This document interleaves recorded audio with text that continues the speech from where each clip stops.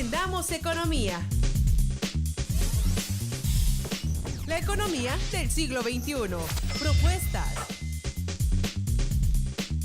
análisis y temas relacionados en tu propio idioma. Aprende con los expertos. Aprendamos economía. Las finanzas en la universidad del siglo XXI. Hola, ¿qué tal? Buenas tardes. Ya estamos en su programa Aprendamos Economía, en la economía del siglo XXI, y estamos transmitiendo de su canal 35 aquí en las instalaciones de TV UJAT en el SECOM. Este es un programa de la División de Ciencias Económico-Administrativas y del Centro de Comunicación de la UJAT. Estamos aquí esta tarde, así fresca, media nublada, pero bueno, es un día bastante interesante para nosotros y seguramente es un programa que va a tener mucha fuerza, mucho interés para aquellos que nos siguen. Estamos en el canal 35 en TV abierta aquí de la UJAT y si tiene cable en el canal 9, pero si va manejando en su coche o tiene su radio prendido, sintonícenos. Estamos en la radio UJAT en el 107.3 de FM. Y tenemos un teléfono en el estudio del 358-1596 para que nos llame, nos comunique algo que le interese a este programa, un saludo, en fin. Estamos dispuestos a escuchar sus opiniones. Antes de continuar, permítanme presentar a mi amigo que me acompaña en este momento, el maestro Gildardo. Sí, pues buenas tardes, como todos los martes. Gracias por permitirnos acercarnos a ustedes a través de este programa. Bueno, el día de hoy otro de los comentaristas, el maestro Bolívar se nos enfermó a última hora. Esperemos que se restablezca. Si nos está viendo Bolívar, échale los kilos. Te esperamos para el próximo programa. Acuérdate que siempre está enfermiente la garganta. Oye, pero yo sí quiero comentar algo bastante interesante para los economistas. El día de ayer tomó protesta aquí mi amigo Gildardo como presidente del Colegio de Economistas, uno con el señor gobernador allá en el Palacio de Gobierno. Y bueno, fue el gremio de economistas a esta toma de protesta. Y Gildardo, públicamente te felicito. Son 2 años que vas a estar al frente del Colegio de Economistas, amigo querido, y esperemos Dios que tengas un buen 2 años de trabajo. Sí, pues trataremos, fíjate, hemos mencionado que el Colegio de Economistas en este nuevo Consejo Directivo se distingue por 3 aspectos. Primero, la equidad de género. Las mujeres forman parte en su repartición de posiciones. El otro es la pluralidad política que hay en nuestro colegio. Todas las corrientes políticas están representadas en nuestro colegio. Aquí no podemos decir que nos vamos o hay cargada hacia algún planteamiento político. Y tercero, tratamos de que todas las universidades que forman a los economistas tabasqueños también hicieran presencia. Es decir, hay universidades privadas, hay universidades públicas a nivel nacional, a nivel regional, y todas estas universidades hacen presencia. Pues ayer estuviste, la verdad que estuvo bastante interesante esta toma de protesta que tuviste. Vino el representante del Colegio Nacional, estuvo el señor gobernador ahí con nosotros y se aventó una buena jornada platicando acerca de la economía. Yo creo que eso fue una cátedra. Una cátedra que dio ahí hablando con nosotros, con todo el grupo que estábamos ahí. Y pues yo te felicito nuevamente y esperemos Dios que realmente tengas unos años de trabajo arduo. Hay que armar los foros, una serie de cosas que podamos hacer frente, pero sobre todo presentar ante la sociedad lo que sucede en la economía, ¿no?, en el estado de Tabasco. Así es, José Juan. Estamos en nuestro plan de trabajo buscando varias acciones inmediatas. Una es una acción que es de alguna formalidad para cubrir algunos vacíos de información que nuestro colegio tuvo con la Dirección de Profesiones. En esta semana vamos a lanzar una convocatoria extraordinaria para que exactamente en esa asamblea podamos cubrir ese aspecto y dejar de alguna manera que esto quede abierto. Yo digo que fíjate que estuvo con nosotros el señor gobernador y hoy lo tenemos aquí con nosotros, lo tenemos de invitado en este programa, Gildardo, y bueno, lo vamos a recibir con gusto. Es un placer recibirlo aquí, el señor gobernador, que está con nosotros aquí. Va a estar hace un rato, nuestro invitado de lujo que tenemos en este momento y va a amenizar este programa Aprendamos Economía. Acuérdate que él, cuando se le preguntan muchísimas cosas, habla de cosas interesantes. Yo creo que él tiene muchísima información, sobre todo por los años que ha tenido en el sector público, la responsabilidad de dirigir el gobierno del estado de Tabasco, una situación, pues Tabasco es único, ¿no? Y entonces obviamente él tiene bastante información sobre esto que ha pasado en la economía, lo que ha pasado en todo el estado, los proyectos que prácticamente tiene él ahí en su cartera como dirigente del estado de Tabasco. Yo creo que va a llegar el gobernador ahorita en estos momentos y va a entrar con nosotros. Vamos a recibirlo, ¿te parece? Además, uno de los políticos con una formación completa de muchos años, mucho trabajo público. Vamos a recibir al señor gobernador que está llegando en este momento. Nos permite, señor gobernador, bienvenido a su programa Hablamos de Economía. ¿Qué tal? Buenas tardes, ¿cómo están? Visite a nosotros, adelante. Disculpen el Siéntese usted con nosotros, cuando usted guste pasar. Con permiso. Pase usted. Estamos aquí con el señor gobernador. Tenemos un invitado de lujo. Muchas gracias. Es la primera vez que estamos con usted aquí. Nos da gusto que haya venido a visitar aquí a la comunidad universitaria. Tenemos este programa, este canal es de la universidad. Tenemos una audiencia en todo el estado. Un día estaba en un pueblo de Tabasco y me fue a comprar un poco de carne y me dice, oiga, ¿usted está en un programa de televisión? Le digo, sí, un canal que tiene la hoja. Pues todo el estado de Tabasco está viendo en este momento, señor gobernador, y la comunidad universitaria sobre todo. Pues bienvenido, esta es su casa. Muchas gracias, me da mucho gusto estar por vez primera en el canal de televisión y en la estación de radio de la Universidad Juárez Autónoma de Tabasco, y que precisamente sea en un programa con mi colegio de profesional de licenciados en economía, con mis colegas. Muchas gracias por la invitación, les aprecio mucho la oportunidad que me brindan y pues estoy muy gustoso de estar aquí con ustedes, Gildardo y José Juan. No, Juan José, Juan. Ya no está nuestro amigo, ya no está con nosotros.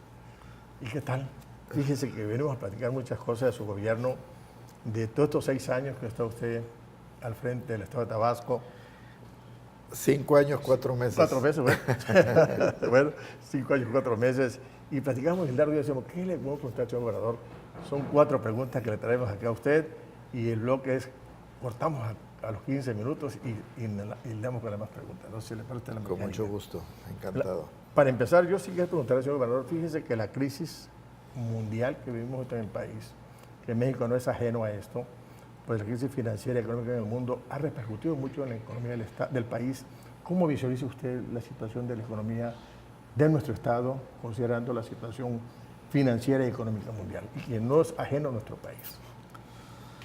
Bueno, efectivamente, hoy vivimos un verdadero desorden financiero y monetario internacional que tiene a la humanidad como la tiene y que hace que, a pesar de que los países jueguen las reglas del juego, el macroeconómico especialmente, de manera muy ortodoxa, que cumplan muy casi religiosamente esas reglas, aún así la especulación que se da en los mercados financieros, hoy enloquecidos, desregulados, libérrimos, pues hace que en ocasiones los esfuerzos nacionales de diversos países se vean afectados por una ola especulativa que no tiene nada que ver con lo que está pasando en ese país, sino con esta especulación de orden internacional. Y a veces también afecta elementos estratégicos claves. En el caso mexicano, en la coyuntura más reciente, pues podemos mencionar el efecto que tuvo la crisis de las hipotecas en Estados Unidos, que cumple este 2018 8 años de haber ocurrido y que en aquel país dejó 10 años de haber ocurrido, perdón, y que en aquel país dejó pues 8 millones de familias de estadounidenses sin casa, lo cual explica pues parte del malestar en la sociedad norteamericana.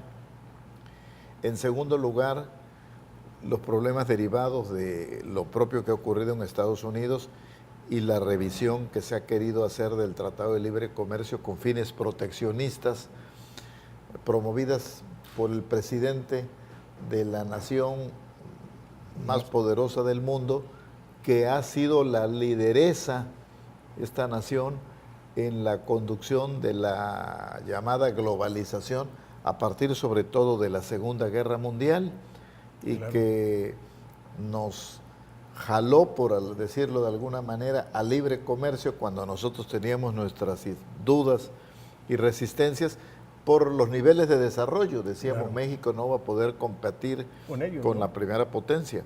Sin embargo, le entramos al Tratado de Libre Comercio de América del Norte. En el año 94 se inició, estamos hablando de 24 años de vigencia, y ahora resulta que somos nosotros los que defendemos el libre comercio y el presidente de la nación que impulsó el libre comercio en el mundo ahora quiere ser proteccionista. Y en tercer lugar, de manera destacada por la enorme dependencia que llegamos a tener, la debacle de los precios internacionales del petróleo en los mercados globales. En el caso de la economía nacional, se logró hace varios años despetrolizarla, pero no se despetrolizaron las finanzas federales.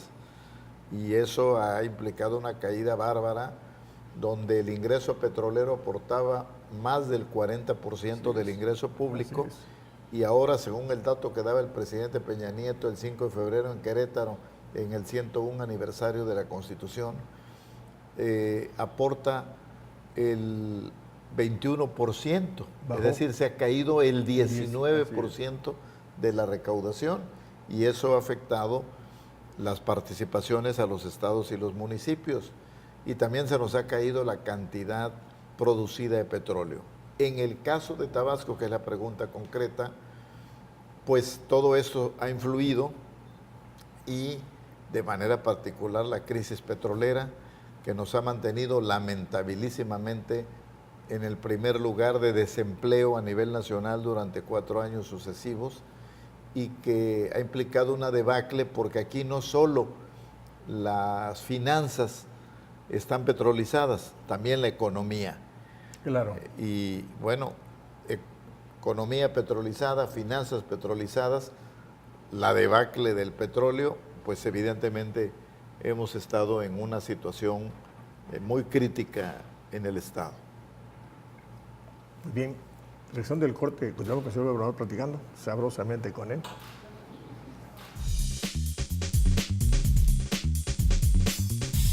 En un momento regresamos. Aprendamos economía. Continuamos en Aprendamos economía.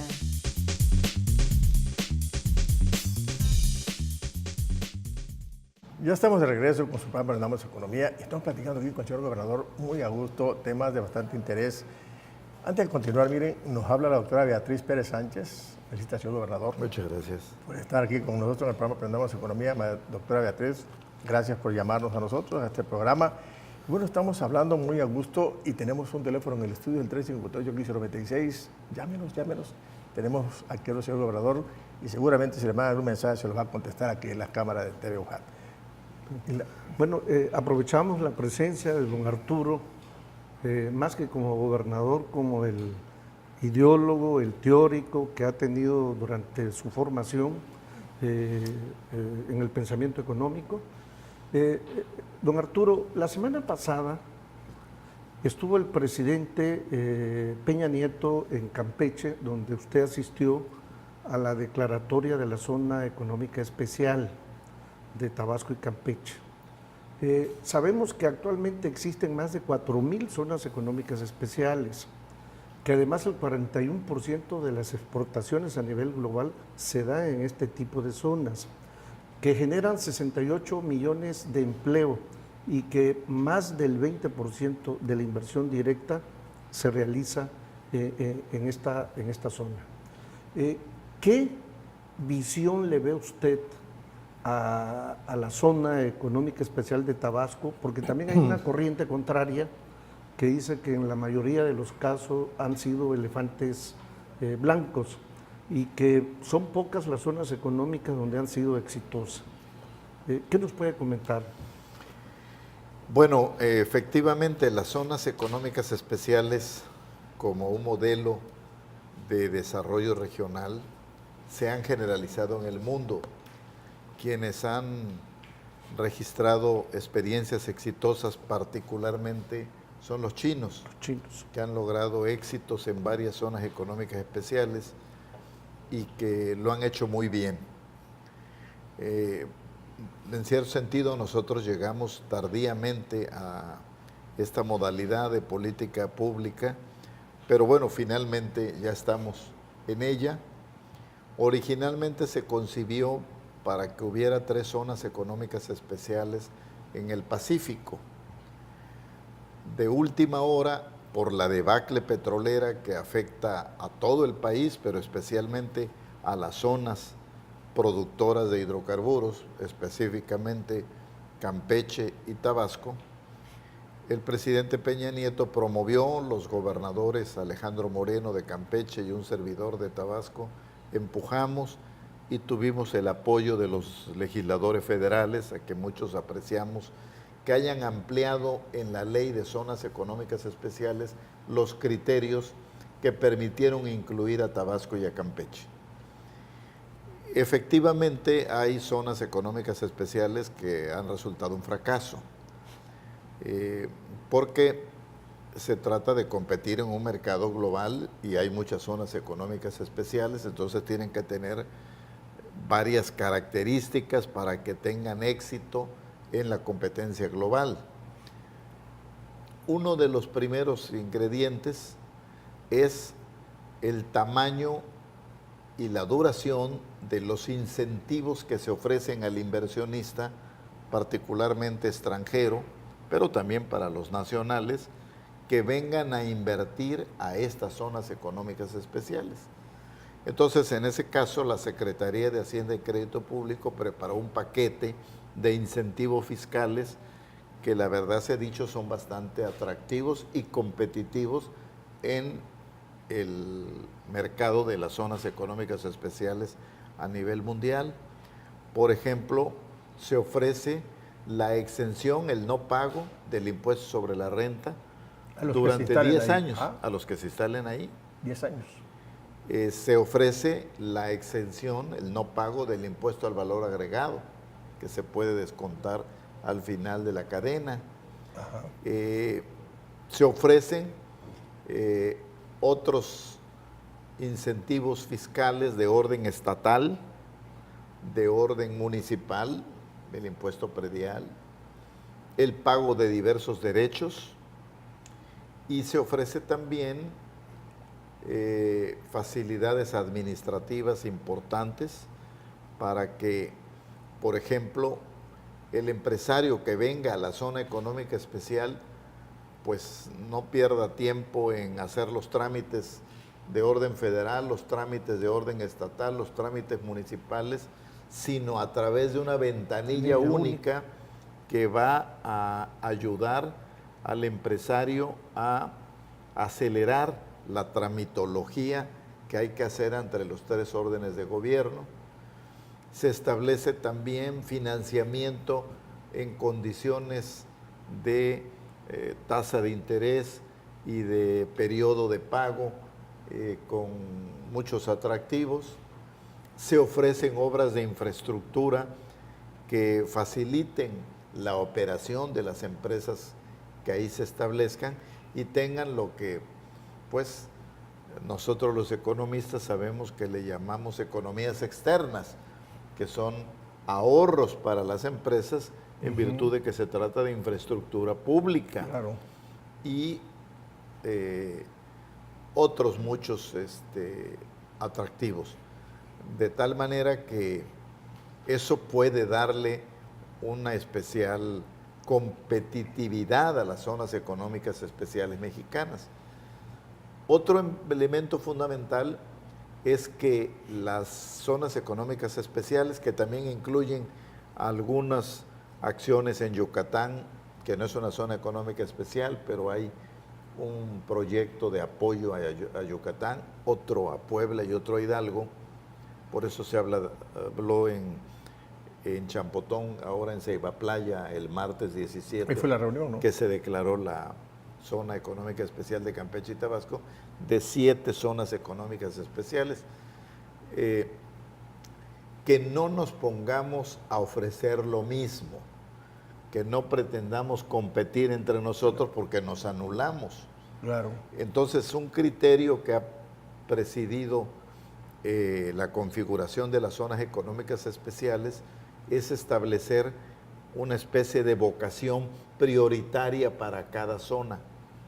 Entonces, la zona de Lázaro Cárdenas, Las Truchas, en el puerto, en el límite entre Michoacán y Guerrero, la zona de Salina Cruz, en el corredor transísmico hasta Coatzacoalcos, de Oaxaca a Veracruz, la zona de Puerto Madero en Chiapas, la zona de Tabasco o de Campeche, lo de Yucatán, lo de Puebla, lo de Hidalgo, se ha buscado que tengan una vocación prioritaria, no exclusiva. Se está abierto a la inversión en varias actividades económicas. ¿Cuál es la vocación por excelencia de la zona económica especial de Campeche y Tabasco? Pues la energía, como tenía que ser. La cuestión petrolera. En el caso nuestro, tanto en tierra firme como en el litoral del Golfo de México, y en el caso de Campeche, particularmente en la sonda de Campeche, en el Golfo de México, tenemos todavía muy importantes reservas de hidrocarburos. Entonces es natural que la vocación primigenia, prioritaria de esta zona sea la energía. Pero no solo se establecerán empresas vinculadas a la industria energética, también a la agroindustria, también a la manufactura, que es una actividad que no hemos participado decididamente. En el caso de Tabasco hemos estado marginados de la producción de manufactura. Y bueno, yo mismo he hablado mucho de la necesidad de diversificar la economía tabasqueña para no depender tanto del petróleo, y que cuando vuelva una buena etapa petrolera para Tabasco, que vendrá por la zona económica especial, por las oportunidades que abrió la reforma energética, porque se concreten todos los proyectos de inversión que se han licitado y se han asignado bloques para ser explorados y extraídos los hidrocarburos que ahí se encuentren, no nos encuentre con el mismo grado de dependencia que teníamos de la industria petrolera cuando empezó la crisis de los precios. Y entonces eso hemos hablado también de prioridades, agroindustria y turismo. La zona económica especial no incluye turismo, sí incluye agroindustria, sí incluye las posibilidades de tecnologías de la información y la comunicación y la manufactura. Allí en esa zona. En esa zona puede haber empresas que se instalen en esas actividades y obtengan los muchos beneficios que se han establecido. ¿Cree para que la empresa ancla que se menciona que va a quedar en cada zona económica especial le dé al planteamiento de Tabasco Campeche que se plantee esa empresa ancla? Sí, un objetivo que se planteó el gobierno del presidente Peña Nieto es que antes de que concluyera su gestión gubernamental, el futuro 30 de noviembre, pudiera ya estar en proceso la inversión de una empresa que le han llamado Ancla como líder, como pivote, para ir generando el desarrollo de otras empresas, como decía el economista Albert Hirschman, con eslabonamientos anteriores, es decir, provisión de insumos, y con eslabonamientos posteriores, con la venta de los productos, de tal manera que esa empresa ancla, típicamente, por ejemplo, en el caso de la industria automotriz, se pone una fábrica de automóviles y de inmediato se ponen 50 fábricas que producen llantas, producen rines, producen... Todas las autopartes, ¿no? Toda la vidriería, toda la parte eléctrica, todos los tableros, todo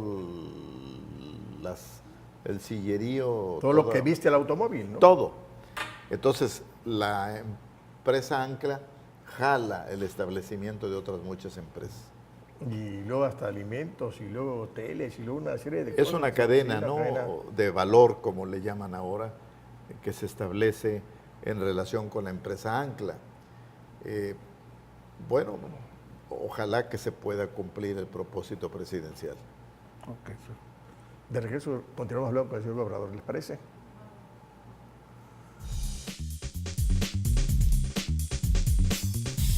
En un momento regresamos. Aprendamos economía.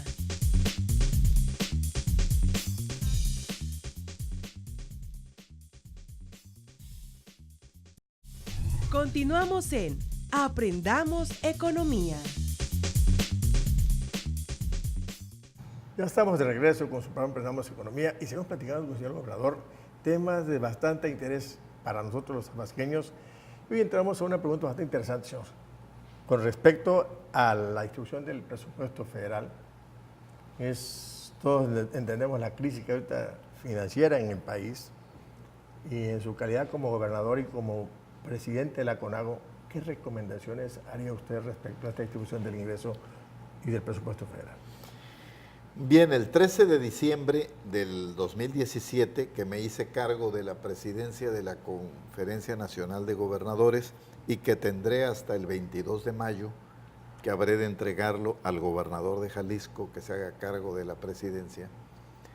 En el discurso, digamos, de inauguración de mi gestión como presidente de la CONAGO, dije que uno de los temas a los que le daría prioridad sería la promoción de la revisión del Sistema Nacional de Coordinación Fiscal, porque las reglas que están operando están demostrando un desgaste porque han cambiado drásticamente las condiciones en las que fueron definidas precisamente hace 10 años, en 2008, 2007, 2008. Y bueno, eso ha implicado que cada vez mayor número de entidades federativas estén recibiendo participaciones fiscales, que es una de las vías de ingresos que reciben los estados, y otras son las aportaciones federales, que es otra vía de recibir recursos.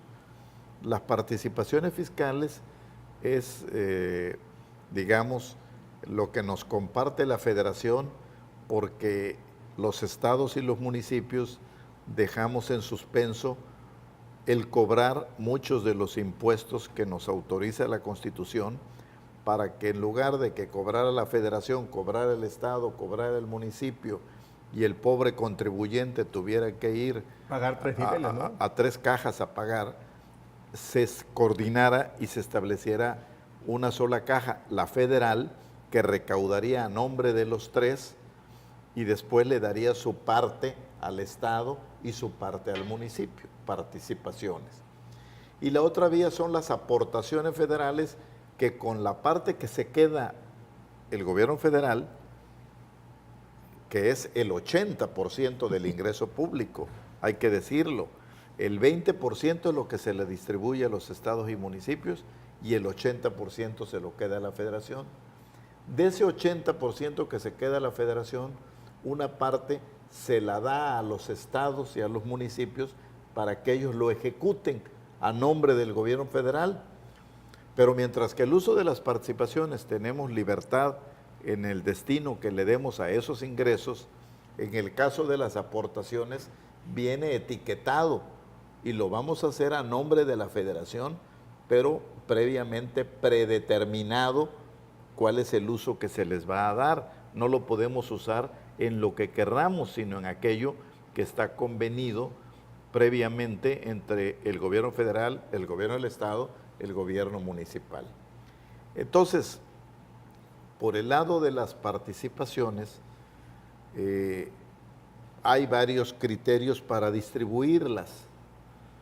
Nosotros hemos tenido fundamentalmente 2 en vigor, uno, también un tercero, pero de manera complementaria en cantidad muy menor.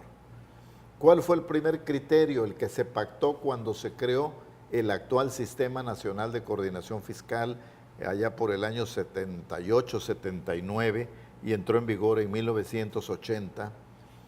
con la nueva ley de coordinación fiscal, fue un sistema que se basó en el criterio de que la parte que se le iba a dar a cada estado y a cada municipio correspondería a lo que cada estado y cada municipio aportara a la recaudación federal llamada participable. Es decir, Claro. si recaudo en Tabasco el 5%, le voy a devolver a Tabasco en participaciones el 5%. O no el 10. Si recaudo el 10%, solamente si lo recaudo, le doy a Tabasco el 10%. Es decir, a cada quien le doy la parte Que recauda. que responde a su recaudación. Ese criterio le llaman los especialistas resarcitorio, es decir, yo te devuelvo lo que tú aportas. ¿Ves? Así de simple. El otro criterio complementario, pero era muy pequeñito, era un criterio compensatorio. Hay que ayudar a los más pobres y hay que darles un fondo pequeñito para que los ayudemos. Aportan poco por su misma pobreza, pues para que se rompa el círculo de la pobreza, vamos a darle un poco más de recursos.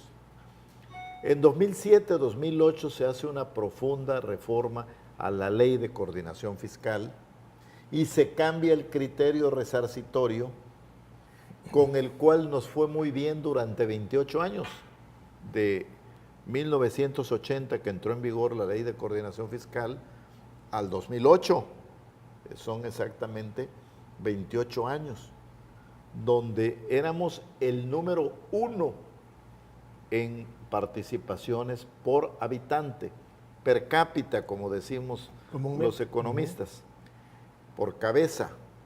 Entonces, estábamos en el primer lugar. Llegó un momento que llegamos a tener del Fondo General de Participaciones, en el mejor momento del ingreso público derivado del petróleo, en tiempos del ingeniero Leandro Rovirosa Guade como gobernador del estado, llegamos a tener el 7.5% del Fondo General de Participaciones. De cada 100 pesos, 7.5 eran para Tabasco. Cuando se hace el cambio en 2007 para 2008, se abandona el criterio resarcitorio de te devuelvo lo que aportas. Claro. ¿Por qué era tan buena nuestra participación? Porque en la aportación tabasqueña iba incluido los impuestos a la producción y a la exportación de petróleo. Lo que aportaba Tabasco. Y entonces Tabasco llegó a ser en un momento determinado, en el momento del auge de Reforma y de Samaria, del llamado Cretácico, a 4.000, 6.000 metros de profundidad, el primer lugar en la producción de crudo y de gas. Entonces le tocaban participaciones en proporción a lo que aportaba y nos las devolvían en esa proporción. Nos iba muy bien. Pero claro, ese criterio generó desequilibrios. Yo recuerdo haber visto de un año fiscal que las participaciones a Tabasco eran del orden de grueso 6.500 pesos por habitante. No es que se les diera, no, sí, era sí. la forma de medir. Claro. Le tocaba a Tabasco 6.500 pesos por habitante. El segundo lugar era la Ciudad de México o Distrito Federal en aquel entonces, y era 4.000 pesos por habitante. Fíjense el salto diferencia entre el primero y el segundo lugar. Y el lugar 32, el último, lo tenía Guerrero, que recibía 1.700 pesos por habitante. Entonces empezó a haber muchas críticas y quejas ante ese modelo y se empezó a hablar de cambiar la regla. Y eso se hace en 2007 y entra en vigor en 2008. ¿Cuál es la regla que se adopta? Pues una que toma en cuenta el crecimiento del Producto Interno Bruto, el esfuerzo recaudatorio del Estado, el propio, lo que hace a nivel local cada gobierno estatal, pero todo eso se pondera con un criterio fundamental, el número de habitantes que tiene según el censo de población cada entidad federativa.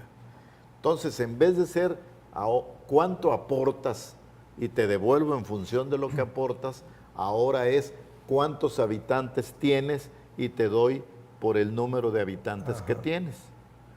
Y en ese cambio de criterio, el gran perdedor fue Tabasco. El número 1 en perder participaciones fue Tabasco. El número 2 fue Campeche. El número 3 fue la Ciudad de México. Antes ¿Empezó a disminuir? Federal, empezó a disminuir.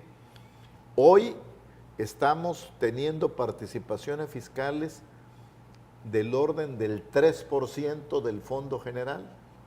Es decir, si en el mejor momento, en los años 70, 80, tuvimos el 7.5% del total de participaciones, hoy solo tenemos el 3%. Y vamos a tener solo el 2%. ¿Por qué? Porque eso es lo que pesa la población de Tabasco en el total de la población nacional. Entonces tienes el 2% de la población, tienes el 2% de las participaciones. Disminuye las participaciones. Disminuyó. Y eso le ha ocurrido a varios estados. Entonces, después de que nos iba muy bien con la aportación petrolera, empezamos a tener dificultades con el nuevo criterio. Entonces, mi conclusión es que cualquier criterio que adoptemos, el que nos convenía a nosotros, claro, el de las aportaciones, como vimos, no le convenía a otros estados. Mencioné Guerrero. El que se adoptó ahora, pues a nosotros fuimos los grandes perjudicados, Campeche, el Distrito Federal, pero el gran ganón fue el Estado de México, porque es el estado más poblado del país. Entonces, si se toma el criterio poblacional, pues entonces, en consecuencia, el más beneficiado, el gran ganón, fue el Estado de México. Entonces, cualquier criterio que se tome aislado va a generar ganadores y perdedores, porque no todo mundo satisface todas las condiciones. Entonces, mi planteamiento muy simple, ya tuve la oportunidad de platicarlo con el presidente de la Comisión de Hacienda y Crédito Público de la Conferencia Nacional de Gobernadores, mi colega gobernador de Querétaro, Francisco Domínguez Servién. Ya lo platiqué con el secretario de Hacienda, José Antonio González Anaya, junto con el subsecretario de Ingresos y el responsable de la coordinación fiscal, y convenimos que a través del mecanismo de los funcionarios fiscales, que incluye a los funcionarios de la Secretaría de Hacienda y a los funcionarios de las haciendas estatales, se revise el modelo. Y entonces yo soy partidario de que no haya un solo criterio para distribuir participaciones, sino que haya una mezcla de criterios. Entonces, déjenme ponerlo a título de ejemplo. Hay que medirlo, porque se trata de una solución para que ganen todos los estados. Ganar, ganar todos, ¿verdad? Ganar, ganar todos. Regresamos y seguimos platicando con el señor gobernador.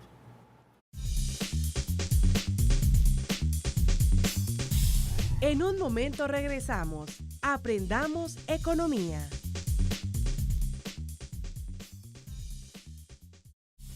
Continuamos en Aprendamos economía.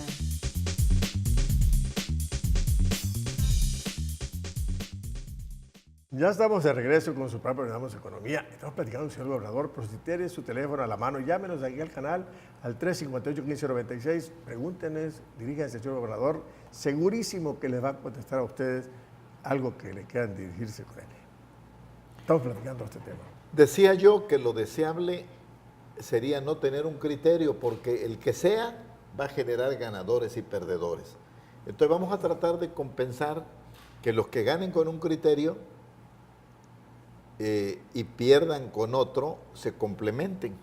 Claro. Entonces, yo planteo de manera muy simple, pero insisto, hay que medirlo para que realmente todo el mundo gane. Claro. Por ejemplo, si hay 100 pesos para distribuir, yo diría en principio 50 pesos, la mitad, el 50%, lo vamos a distribuir con el criterio de resarcitorio. A ver, ¿quién dio más? A ese le doy más. ¿Quién aportó más? Le doy más. Y apoyo con su población. como era antes. Claro. Luego un 25%, el 50% debía ser con criterio poblacional, el que está ahora, El que está por ahora. equidad, para que un mexicano nazca donde nazca, en Sonora, en Guerrero, en Chiapas, en Tabasco, en Yucatán, en Coahuila, en Tamaulipas, reciba una cantidad básica, su estado, Claro. de recursos por el número de habitantes. Un 25% de los 100 pesos, otros 25 pesos que se distribuyen con el criterio ¿Del que aporta? de cuánto aportaste, Claro. ¿verdad? Entonces, el que aportó más recibe más. ¿Quiénes aportan más? Dos tipos de estados. Los que tienen recursos naturales, Petroleros. por ejemplo, nosotros, los hidrocarburos, y los estados mineros, Claro. que tienen metales preciosos o metales no preciosos, pero tienen Hierro. minería. Cobre. Y los estados que se han desarrollado más industrial, comercial y turísticamente, porque son los que aportan más impuestos, más Ingresos. derechos, productos, aprovechamientos. Entonces, esos serían los beneficiarios con este fondo que sería resarcitorio, que era el criterio anterior que duró 28 años. Y en tercer lugar, los últimos 25 pesos de los 100 y que hipotéticamente estamos distribuyendo, 50 por habitante, 25 por aportación y 25 por grado de desigualdad y pobreza. Así es. Trato Sí. desigual a los desiguales, darle más a los que menos tienen. Y entonces que sea el federalismo fiscal un mecanismo compensatorio. Ahora que visité Alemania como presidente de la Conferencia Nacional de Gobernadores, por ejemplo, tienen un régimen fiscal donde los estados de lo que era la antigua República Federal Alemana, que se sigue llamando ahora así, pero incluye ya mayor número de Länders. Los Länders son Sí, los estados, porque se incorporaron los que formaban parte de la República Democrática Alemana, la comunista. La que estaba dividida. Y esa tenía un grado de desarrollo relativo menor que la que había logrado la Alemania, digamos, occidental. La Alemania del Este, la comunista, venía a resultar menos desarrollada, más pobre que la Alemania occidental capitalista. Entonces ahora hay un sistema de transferencias para que los estados ricos apoyen a estos estados que se habían quedado rezagados por el modelo económico que tenían Planificado. y los jale. Entonces es legítimo que el federalismo haga las veces de un instrumento compensatorio para ayudar a los que más necesitan. En este caso de aquella de Alemania de Oriente. Señor, estamos en el último tramo, como decimos aquí. Usted ha mencionado mucho del problema a partir de 2015 que nos arrastró la industria petrolera en nuestra entidad. Ha estado mencionando que hay que apostarle a nuestras actividades tradicionales, porque ellas, bueno, son las que nos pueden generar riqueza. A sus 5 años y 4 meses, como dice, ¿podremos mencionar que se ha consolidado algún tipo de proyecto en la entidad de este tipo? Desde luego que sí, Gildardo. Yo me comprometí y lo dije desde la campaña electoral y lo reiteré como gobernador electo y lo he mencionado en varias ocasiones, que quería ser recordado cuando deje de ser gobernador como el gobernador que inició la recuperación del campo tabasqueño, que por diversas causas se nos hundió, se nos rezagó, se nos vio afectado y por si fuera poco todo lo que pasó con nuestra agroindustria, del cacao, de la copra, de los cítricos, de la piña, de la pimienta, el derrumbe de la ganadería, de ultralácteos, etcétera, etcétera, debíamos iniciar en mi gobierno la recuperación del campo. Y sí hemos avanzado en ese propósito. Y en ese sentido puedo mencionar que hemos, en primer lugar, dado la batalla por la recuperación de algunos de nuestros productos tradicionales. No hemos sido nosotros los que hemos dicho que hay que hacer. Lo que fue una instrucción mía al secretario de Desarrollo Agropecuario, Forestal y Pesquero y a todos mis colaboradores en el sector. No vamos a decir qué hay que hacer, eso que nos lo digan los productores. Nuestro deber es ayudarlos, apoyarlos, reforzar lo que ellos estén haciendo. Entonces, por ejemplo, logramos apoyar que se detuviera el daño que a las plantaciones cacauteras le estaba haciendo la moniliasis, con medidas fitosanitarias, con reconstrucción de plantaciones, que se ha ido avanzando. Segundo, lograr la denominación de origen del cacao Grijalba, que habían emprendido algunos productores, empresarios, y nosotros apoyamos esa gestión y finalmente el Instituto de la Propiedad Intelectual logró acreditar como una de las denominaciones de origen con que cuenta México, la del cacao Grijalba, que da ventajas en Tabasco. Y también incluye el cacao de Chiapas, pero el que está cerquita, la denominación es el sitio. Luego, hemos apoyado esfuerzos de los plataneros, particularmente los de la sierra, que son muy emprendedores y que han mantenido las plantaciones de plátano, a pesar de la debacle financiera que vino después del auge que vinculó con las acciones empresariales de Carlos Cabal, y están ampliando y diversificando mercados.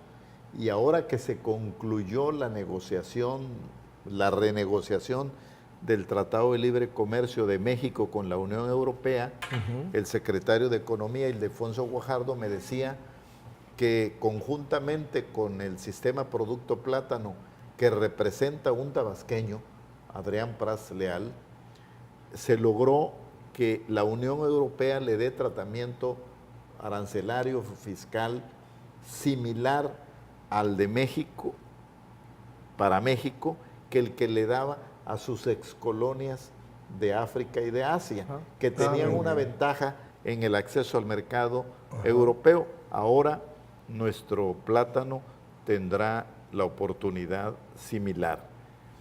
También hemos trabajado con algo de recuperación del cocotero. Ahí sí la debacle fue terrible.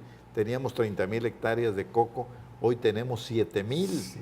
Por eso esa debacle vino a partir del amarillamiento letal, una plaga que le pegó durísimo a la plantación, y el derrumbe de oleaginosas del sureste, la fábrica de aceite a base de coco.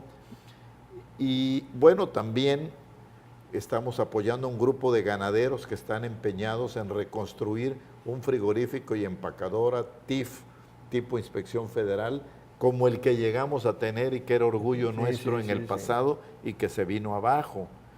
Estamos apoyando de alguna manera con acopio y ayudándolos a buscar mercado a los productores de leche en el estado para recuperar también esa agroindustria. Estamos apoyando a los citricultores que han logrado reconstituir la agroindustria de los cítricos, particularmente en Huimanguillo, la plantación de piña. Estamos apoyando también en los cultivos de ciclo corto a los arroceros, a los trigueros, a los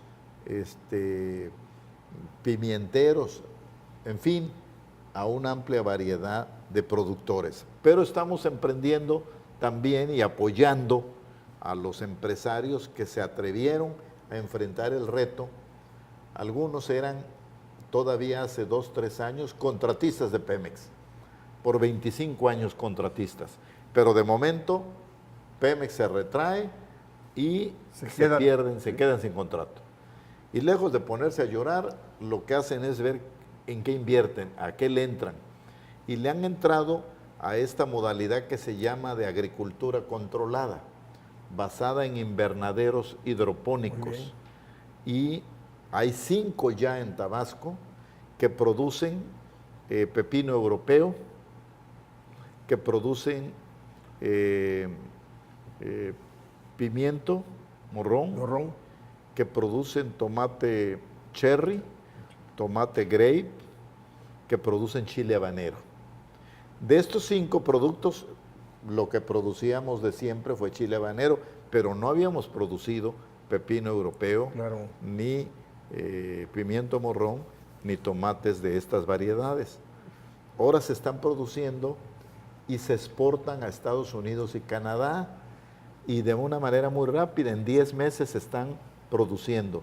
Y ya han exportado en varias ocasiones y tienen una ventaja estacional.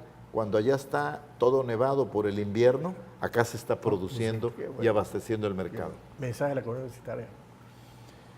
Bueno, pues primero agradecerles mucho a Gildardo López Báñez, nuevo presidente del Colegio de Economistas, mi colegio, a José Juan Paz Reyes, la oportunidad que me brindan, a la Universidad Juárez Autónoma de Tabasco, a su canal de televisión, a su estación de radio, de estar aquí y decirle a los jóvenes universitarios que efectivamente vivimos un momento duro para Tabasco.